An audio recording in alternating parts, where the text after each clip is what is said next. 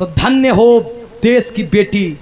लोग कहते हैं कि बेटियां सर का बोझ होती है, लेकिन उस समय से लेके इस समय भी बेटियों का इतिहास बड़े स्वर्ण अक्षरों में लिखा जाता है। लेकिन ये समाज में कुछ ऐसे दरिंदे, कुछ ऐसे दोगले और कुछ ऐसे छोटी सोच के लोग रहते हैं जिन्होंने हमेशा बेटियों को प्रताड़ित करने का काम किया है। अभी आप लोग देख रहे हैं घटना, एक 13 बरस के बच्ची के साथ 30 लोगों ने दुष्कर्म किया है। आज वो बेटी नहीं बची। श्रद्धा सुमन अर्पित करते हैं, लेकिन कब तक? 36 लोग, 32 लोग अभी आंकड़ा है, तो बढ़ भी सकता है, कौन जानता है कि और थे कि नहीं थे। लेकिन श्रद्धा सुमन अर्पित करता हूं।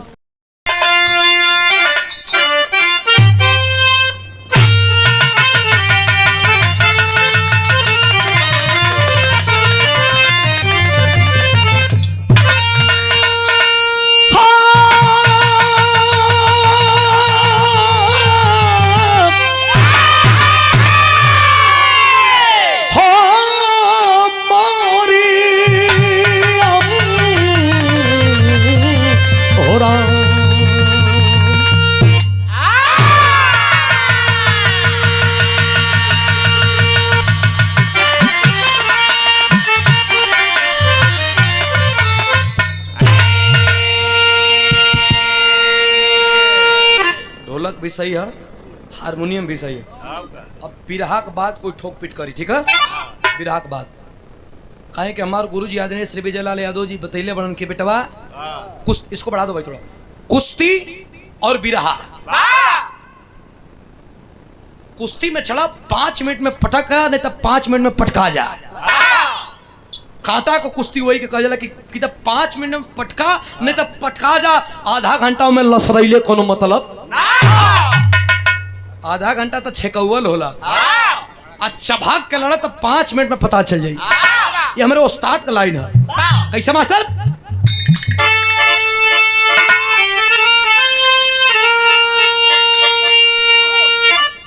हिंद का अरे कोई चुनौती सना पेगा क्या? अरे जिसके फौलाद औलाद का बीज है, सेकते अपने सीने को बारूद से। अरे पता है सभी को हम क्या चीज है, खून से सींचा था अपने डाले वतन को। दूजा नहीं मेरा भारत है सानी, अरे जहां भारती आरती ले खड़ी, गरजती गया की कलम की जवानी।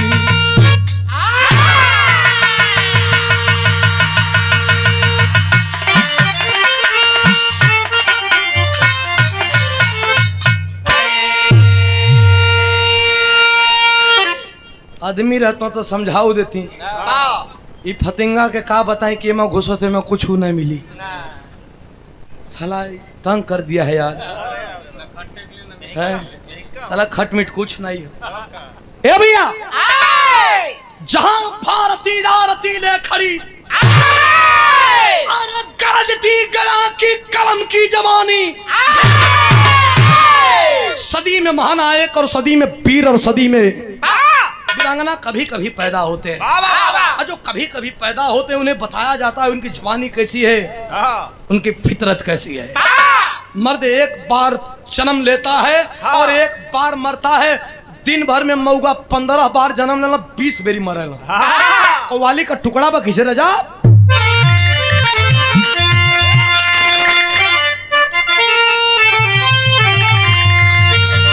बुल्लू गुरु जी गाँव है, मिश्री से मीठ हो शैलेंद्र भाई, मिश्री से मीठ। कैसे कि अरे एक बात, एक बात मोरी सजीनी, अरे गठियाला चुनरिया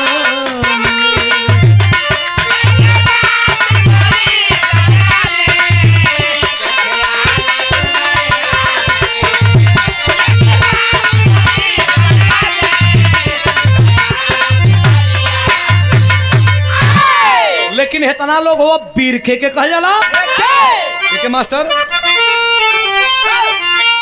अरे की अच्छा है, अरे की अच्छा है, अरे की मर जाओ बेकारी के जीने से।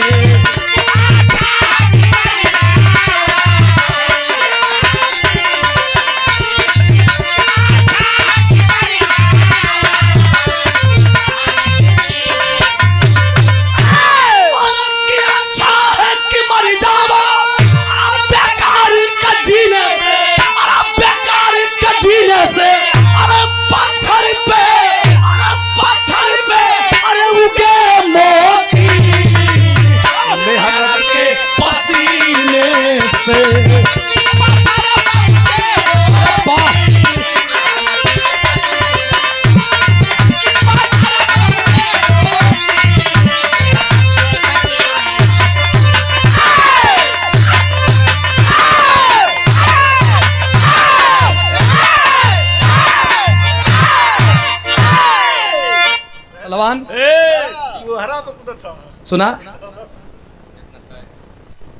वो तो हर खुदले हम पैसा ना बढ़ाई भाड़ा रोज बढ़ावे जितना तय करके ले आई उतना ही दे उससे एक पैसा बेसी नहीं दिया हालांकि आपने मेहनत किया है। हाँ, कुछ कम दिया जाएगा आपको। नहीं कम नहीं दिया जाएगा आपको तारीफ है बस बस बात कम बात कम बात कम बिरहा होके तो बात कम उतने बस कट के निकल जाएगी। हिंदुस्तान गुलाम रहा।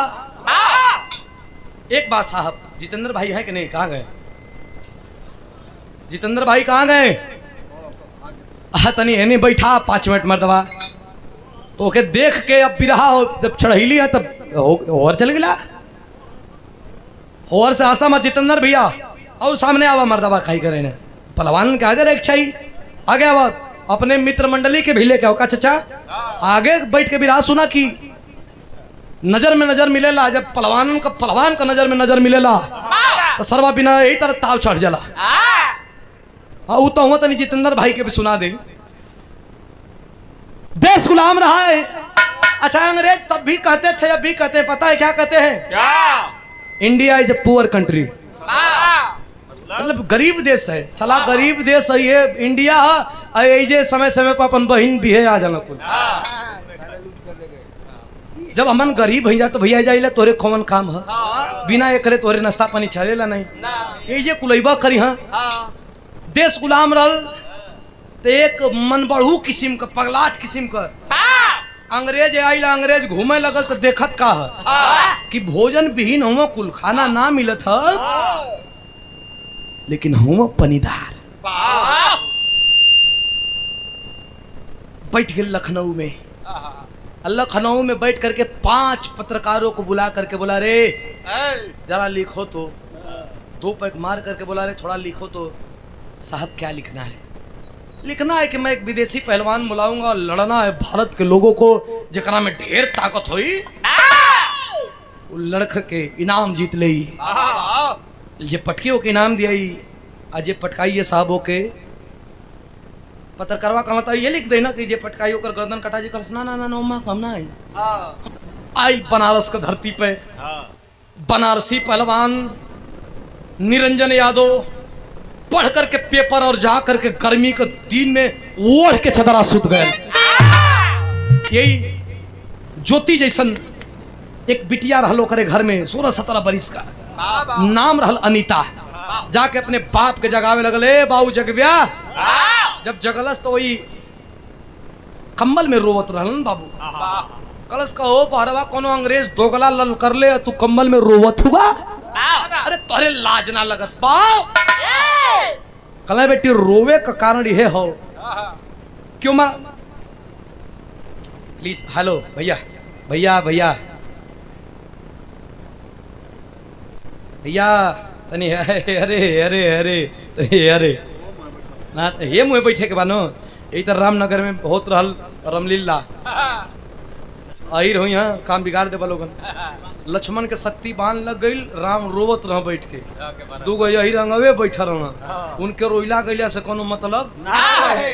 सब लोग रोवत बाबू बतिया से कहबिया तोहर भैंसे लागे ले, तो बता हाँ भैया तो तुहार कलसनाई भैंस लड़ा गई, बचवन के दूध को टूटी पड़ गई। उन लक्ष्मण के शक्तिमान से कोनो मतलब ना, उनको भैंस लड़ा गई वैसे लड़ा ना हाँ। तो ये हतनी बिरा सुना लोगन अपन के सुनावल जाता भैया हो।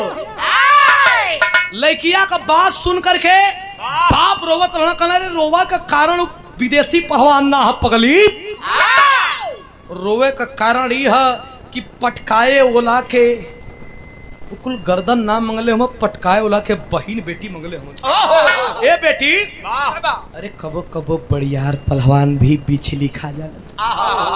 दंगल मतलब बिछली का खेल, जरूरी ना है कि बड़ी जोर हुए पटकी, अगर एगो गलत दाव लग गई ना बेटी इज्जत नीलाम हो जाई।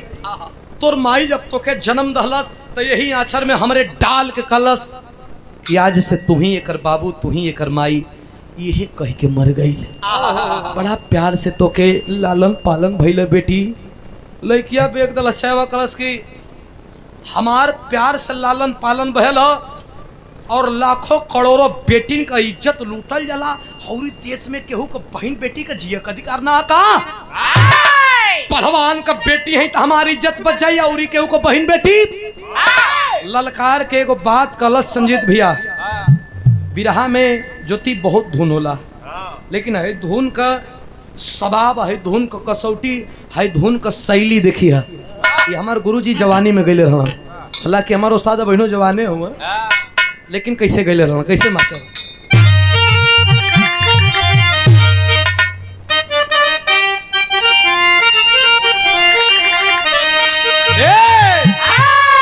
उस्ताद का लाइन हो कि अरे तोर नैना कटार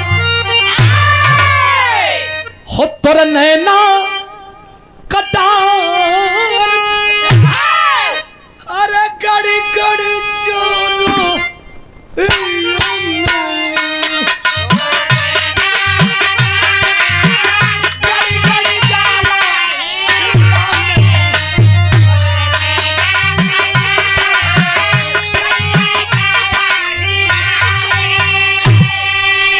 गावे वाला बुल्लू उस्ताद गावे, कहा कि बूढ़ावा बेईमान, बूढ़ावा बेईमान, अरे मांगे करैली को चोखा,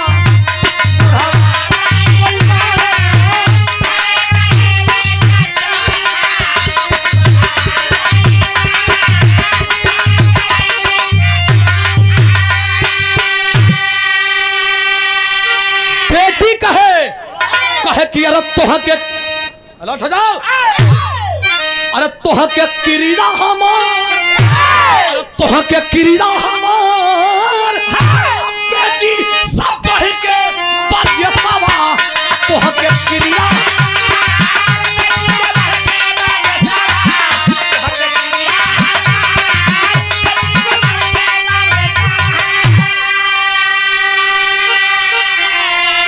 कहे अरे लंका दहन जैसा हनुमान हो,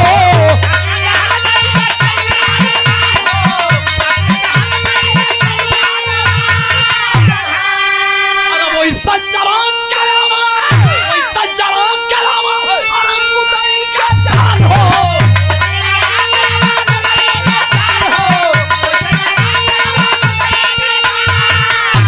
अरे गरजा शेर सरदार, गरजा शेर सरदार,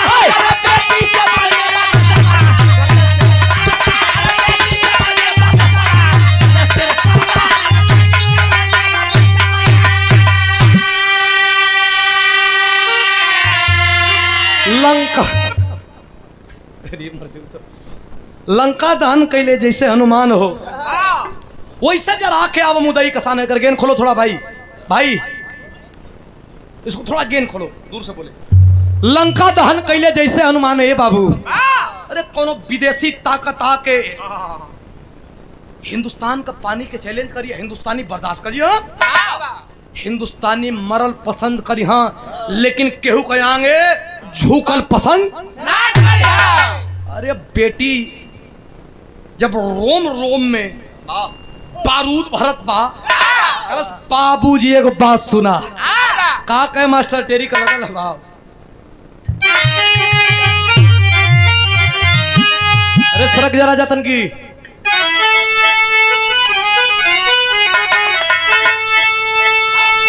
तन की और सड़क जा।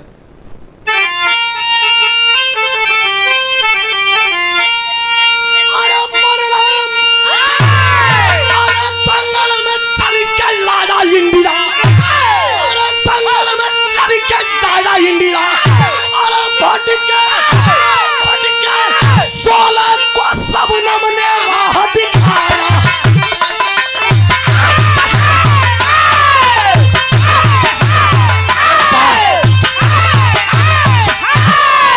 भटके 16 को सबनम ने राह दिखाया, दंगल में छल के आया इंडिया। बोलिए तो शौचक बना के बोल ढला तो गोली से भी बेहतर होला। अब बोलिए तो अरे हाय हाय आदमी कहें कि बैठक कार हुआ, कहा नहीं नहीं मैं तुमको बैठाने वाली लगती हूँ। ये बोलिए कुल है, ये बोलिए में जहर है, बोलिए में अमृत है। ये भैया ये तनी बना के बोल धल सनी तबाब, ये तनी बना के अपने बाप निरंजन के बोल दलस कलस के रे का बतिया बतवा। कोनो विदेशी आई हिंदुस्तान में दागी लगा के चल दी का, कहला ना ऐसा तो ना होई, ऐसा तो ना होई, लेकिन का करी, कहला लड़े जा, कहला लड़ब तो ऐसे ना लड़ब, हमारे लड़ले का एगो असूल है बेटी। कहला कैसे लड़बे, विराह का एगो तरज है, यो एक अपने आप में हाइये है। कौन तरज है मास्टर?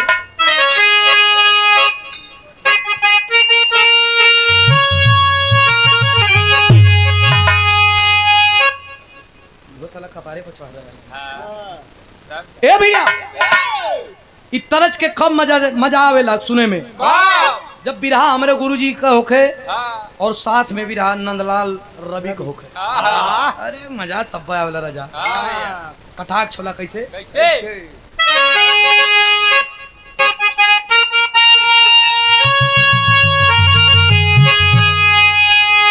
अरे तब मोरा नहीं हारा,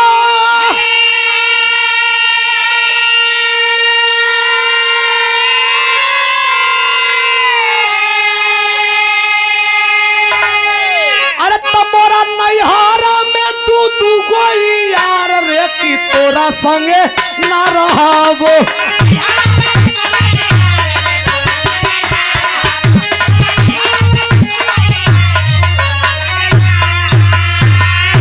काहे अरे तैया को जाहिर हमें कि एगो जाहिर हमें एगो हच्चा मार रे की तोरा संगे ना रहाबो।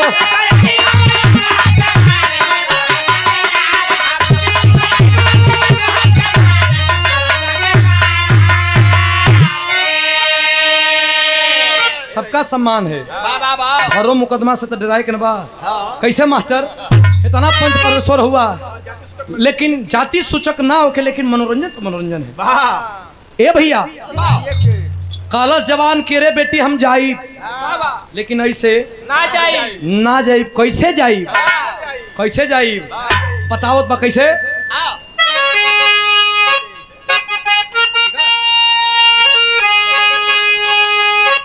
चला बेसावा, अरे चला बेसावा का शेर सरादार रे की हर तरफ दुश्मन के।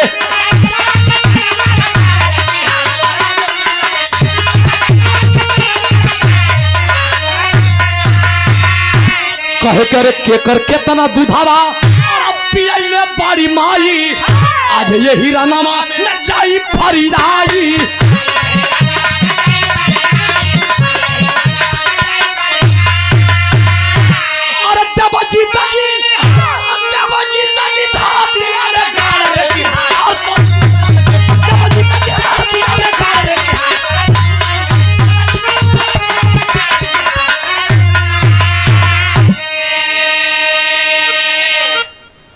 ज्योति जितेंद्र पहलवान के बड़े भाई श्री नागेंद्र यादव जी, क्या कहना, बहुत बहुत प्रणाम हो और बहुत बहुत धन्यवाद है। दिल से धन्यवाद आपके भी, सब बहन के था उचित प्रणाम पहुँचे।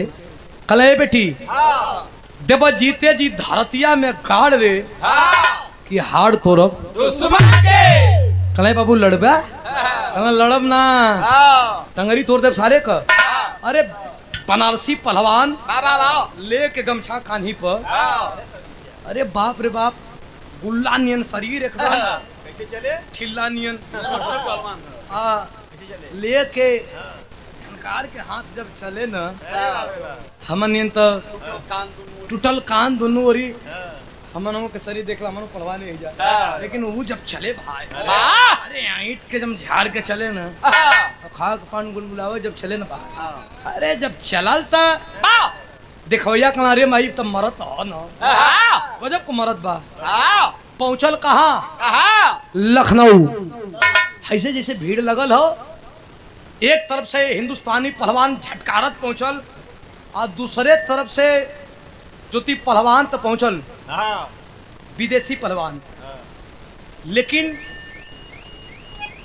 वो पहलवान के वो खासियत बड़ी बड़ियार रहल, बड़ी वजन रहल।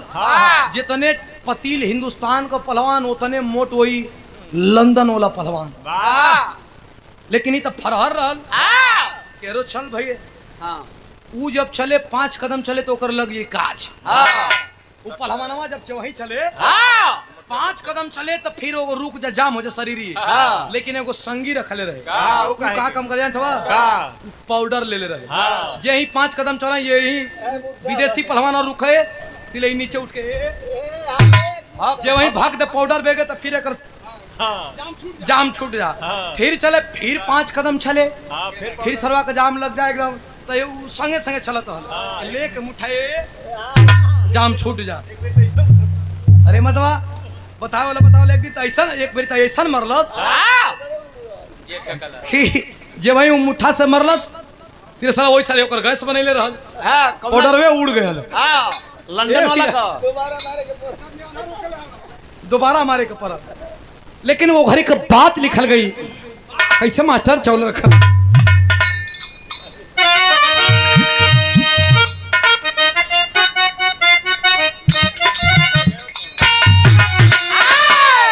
तरजिया वो है बा, अरे गोरिया दिन भर कई के कटिया लेके सजिया का सिलबटिया पिसया न मसूरना सैया बेदर्दी कटिया करावे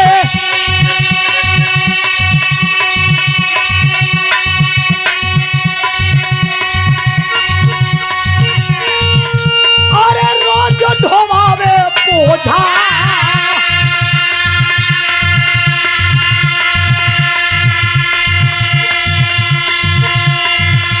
अरे रतिया का कहेला मन की गोरिया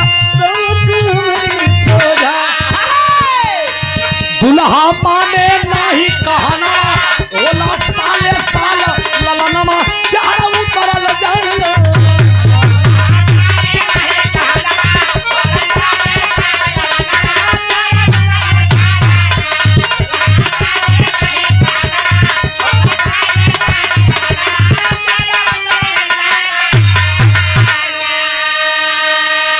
ए भैया दोनों पहलवान में कुश्ती होके लागल।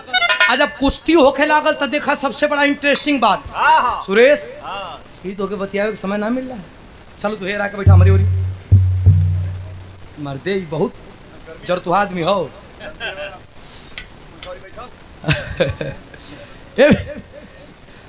बड़ा प्रिय हो हमारा हुआ भैया हो, ये तो इतना प्रिय हो कि दूसरों संग भी रहा तो जाके हमारे मंच पर बैठे हो। कहो भैया हो, अब तक कुश्ती होके लगल और हिंदुस्तानी पहलवान का शरीर जस जस गरम होके तस तस जैसे केचुल छोड़ल गोहुवन सरकल वो तरह लगल सरके या लड़े और सरवार जोश गरम होके तस ओकर शरीर जाम होके। अब तो पाउडर वाला लेके सोचा था कि जाई कि ना जाए कुश्ती अब हो था, अब पाउडर वाला बहरी है और ओकर शरीर जाम होकर जाता। अब केहर से जाई कब जाई पानी लेके जाई कि तौली लेके जाई कि जाई कोई में बेच देही। बड़ा फेरा में पड़ल तब गोहन में लगल सरखे और लगल जाम होकर शरीर मोट शरीर रहल मटकी मटकी जंघा तो जाम न हो गयल पाउडर न पाउडर पहुंचत बा न ओकर जाम छूटत बा लेकिन वो समय का बात लिखल गेल किसे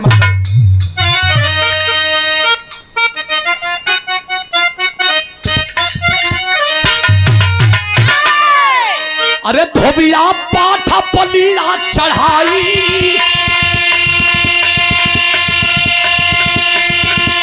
धोबिया पाठा बलिया चढ़ाई धोबिया पाठा बलिया चढ़ाई चकन जैसा रहा नचाई नचाई ना धोबिया पाठा बलिया चकरी जैसा रहा नचाई हो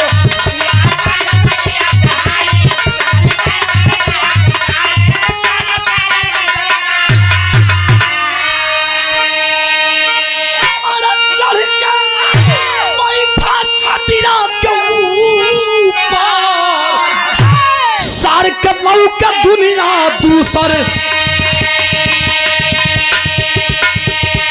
सर के दुनिया दूसर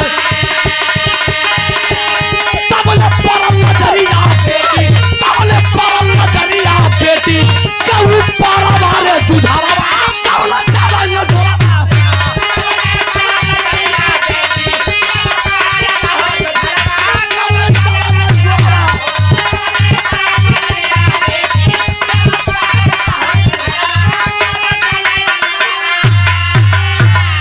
कुश्ती तो बड़ा कांटे को होत बा प्रमाण मिलल कि 24-25 मिनट कुश्ती हो गई। अरे जैसे सिखुआ का लकड़ी होला शीशम का लकड़ी होला तेल पियावन लौर होला चम चम चमकता जैसे शरीर में गर्मी पावे चम चम चम चम सरका लागल हिंदुस्तानी निरंजन आ जहर से पावे वहां से झटकार दे जब चारों खाना झटकार दहलस दोगलवा दोगलई कर दिलन। एक लौती बेटी अनीता को ला करके और ये अखाड़े के कोने में खड़ा कर दिए पान करके और जंग जब उठा के पटके की कोशिश करत हती ले मूड़ी नीचे कैला से अपने बेटी के देख सर यही बदे लड़े ली है यही बेटी हमारे सामने आ गई मतलब समझ ना पावत है लागल अपने बाह के धीरे धीरे छोड़ अपने बाह के धीरे धीरे ढील करे लगा। हिंदुस्तान का आदमी सोचना कि अबले जवान पटकत पटकत कैसन शरीर छोड़े लगल कई रिश्वत तो ना ले ले हा ये कोने में से लड़की देखलस कि पटकत पटकत हमार भाव पटका है का तरफ चल रहा का बात बा कल खबरदार खबरदार पटकैबा का हो पटकैबा का जब इतनी बात करस कि पटकैबा का तब तक मैं पब्लिक और के बोलत है लड़की बोलत बा कहना सुना पटकाए से पहले पटकाए के पटका जी है लेकिन एक बात कही हमार बाबू एक बात कह दी हमार बाबू तब पटकैहा उ लड़की कहाँ दियाइल बा अपने बाप से एक बात कहत बा का कहत बा मास्टर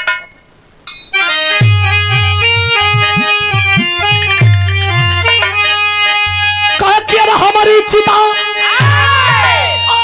हमारी चिता सजा दे अपने हाथ है माथे भारत के अरे दाग लगा के जीवन जे करे माथे भारत की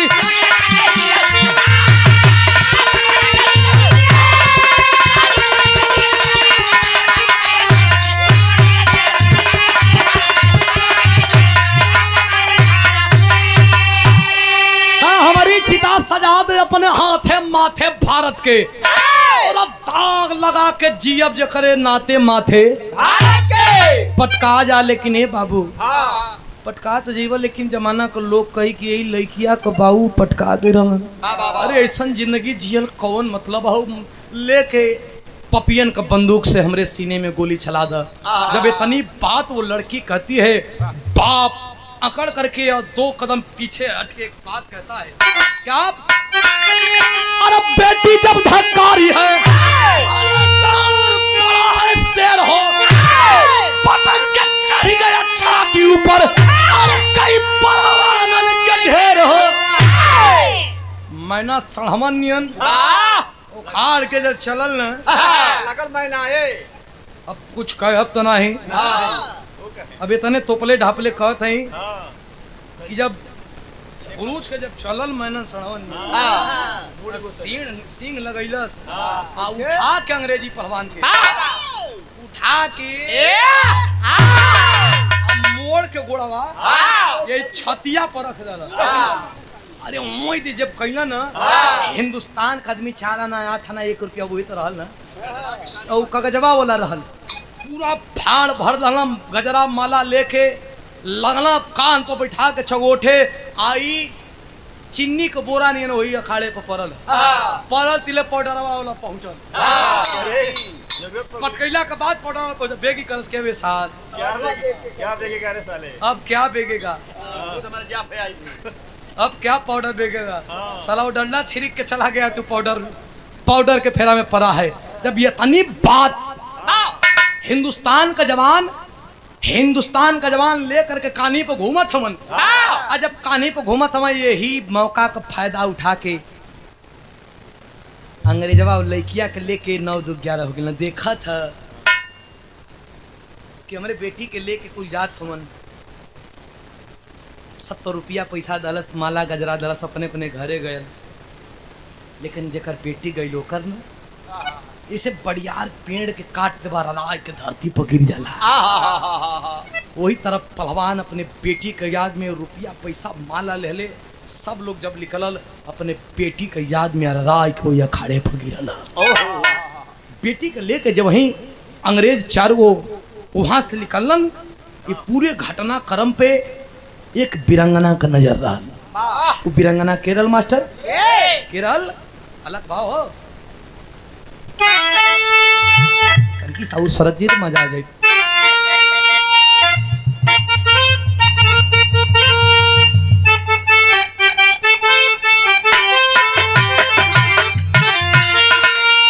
अरे तरानी झांसी वाली जब अरे पवली खबरी ना बाबू,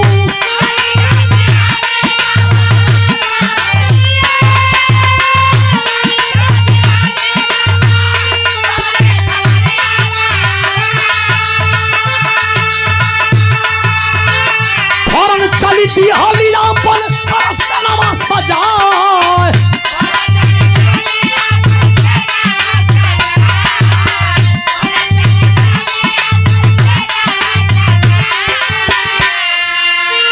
अरे तड़प तड़प देगा वो, अरे तड़प तड़प देगा वो, अरे बजर बाबा नवाज बाबू।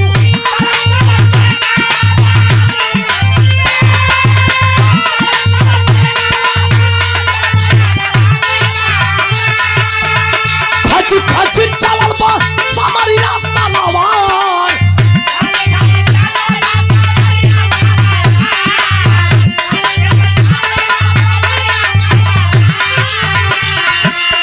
घोड़ा दौड़ा देवता, घोड़ा दौड़ा देवता, अरे पपियन के रोकले बाटे।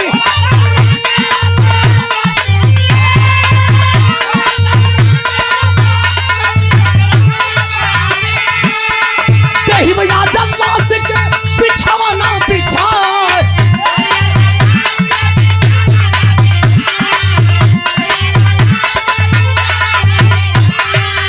बाप औरी बेटिया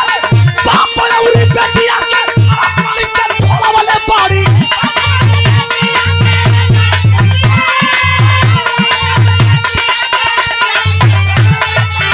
दही भैया जल्ला से के बिछावा ना बिछाए,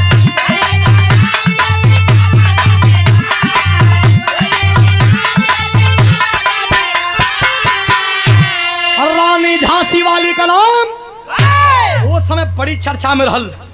अंग्रेजन के बीच में पता लगावत रहली कि हिंदुस्तान में का होता है।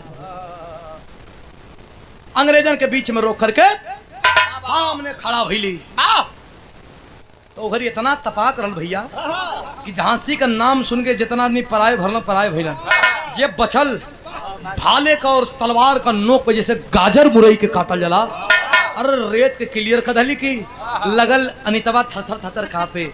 ए माई हमहू के मरबू का कल नारे पगली तो के मारब नहीं। तू तो वो कोहिनूर है कि अपने बाप को प्रेरित कर दिया कि लड़ो पिताजी, हमारी इज्जत की परवाह मत करो। मैं तुम्हें गले से लगाऊंगी। कलश के गले से लगेबू तो हमारे बाबू पता न जियत हमन के मर गईलन। तेने उनके भी बुलवा दा। भेजवा करके बग्गी और निरंजन को बुलवाया गया। जब निरंजन देखे झांसी वाली रानी को पहचान गए, हमार बेटी का इज्जत बचैलू है। ये माई इज्जत बचाई क्या चाहिए, खाली जो मांगब सो दे दोगे। निरंजन कहना कि जान मांगा जान दे दे। कहना जान ना चाहिए। झांसी वाली रानी कली की जान ना चाहिए तो हर लड़की चाहिए। कहना मतलब हम ना समझे थे। एक तरफ हमारी बेटी के अपने जान बचाई और दूसरी तरफ हमारी बेटी चाहिए। मतलब क्या है? कहना रे पागल, ये 16 है और 16 को घर में नहीं रखा जाता है। पूरी बस्ती जल जाएगी। इसे हमारे तरफ भेजो। इसकी जवानी का इस्तेमाल किया जाएगा, इसके विवेक का इस्तेमाल किया जाएगा। हमारे किले में शास्त्र और शस्त्र दोनों का ज्ञान दिया जाएगा। अरे तनी बात जब सुनना निरंजन पहलवान, कहना बेटी के जा झांसी वाली रानी का पैर पकड़ ला। पैर पकड़ ला, जब वहीं उठा करके अपने हृदय से लगा करके झांसी एक बात कहती है। क्या कहती है मास्टर?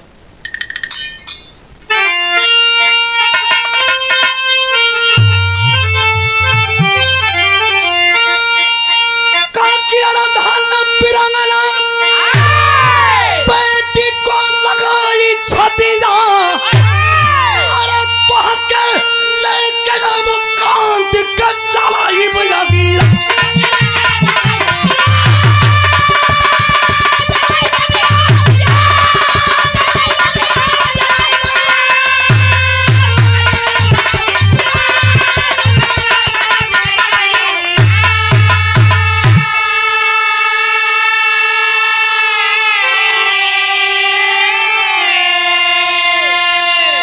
अरे जियो जवान, सला उस समय जन्म नहीं तो तुम कुर्बान कर देती, कुछ तो देश को और आज़ादी मिलती। बहुत बहुत धन्यवाद। ए भैया फांसी तो चढ़वाई जाने के। अबे तुमको पता नहीं है नहीं करती। हाँ? हम नहीं बैठती। तो के लेके अब कांति के जलाई बगिया। बेटी को लेकर के वही झांसी किले में जा करके शस्त्र शास्त्र का ज्ञान दिया गया परिपूर्ण। लोग क्या कहते हैं, खूब लड़ी मर्दानी वो तो झांसी वाली रानी है। लेकिन बड़ी बड़े जवान और बड़े बड़े विद्वान और बड़े बड़े वीरों का इतिहास दबाया गया है। सबका इतिहास नहीं लिखा गया साहब। झांसी वाली रानी के साथ साथ एक दलित परिवार पीडीए की लड़की लड़ती थी, जिस लड़की का नाम था झलकारी बाई। आज झलकारी बाई के सानिध्य में लड़ने वाली ये अनीता, दोनों लोग जब अंग्रेजों का चढ़ाई हुआ उस किले पे, तो रानी झांसी वाली की जान को बचाते बचाते दोनों वीरांगना शहीद हो गई। आज भी आप जाइएगा झांसी किले में तो उन लोगों के विषय में बड़ा गर्व से कहा जाता है, झांसी तो हमारी अपनी थी, बनारस की थी रानी लक्ष्मीबाई, जिसे झांसी वाली बाई कहा गया। बचपन का नाम मनुबाई था। झांसी में शादी हुआ था। जब दोनों बेटी शहीद हो गई तो धन्य हो देश की बेटी। लोग कहते हैं कि बेटियां सर का बोझ होती है, लेकिन उस समय से लेके इस समय भी बेटियों का इतिहास बड़े स्वर्ण अक्षरों में लिखा जाता है। लेकिन ये समाज में कुछ ऐसे दरिंदे, कुछ ऐसे दोगले और कुछ ऐसे छोटी सोच के लोग रहते हैं जिन्होंने हमेशा बेटियों को प्रताड़ित करने का काम किया है। अभी आप लोग देख रहे हैं घटना, एक 13 बरस के बच्ची के साथ 30 लोगों ने दुष्कर्म किया है। आज वो बेटी नहीं बची। श्रद्धा सुमन अर्पित करते हैं, लेकिन कब तक? 36 लोग, 32 लोग अभी आखड़ा है, तो बढ़ भी सकता है, कौन जानता है कि और थे कि नहीं थे। लेकिन श्रद्धा सुमन अर्पित करता हूँ, लेकिन यही करते लोग आए हैं तो हम भी कर रहे हैं।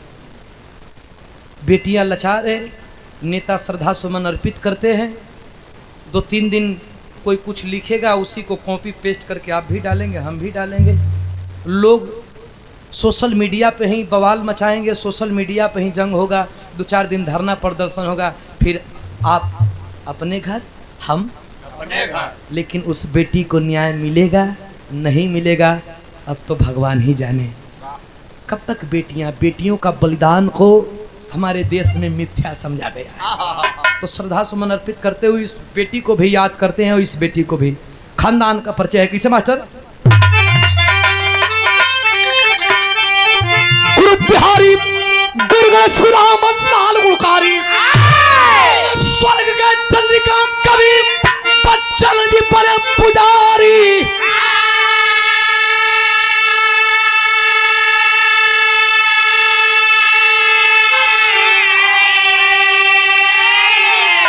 अरे दंगल में चल के लाया इंडिया तो सुधीर विजय लाल का है परचम लहराया। दंगल में चल के लाया इंडिया।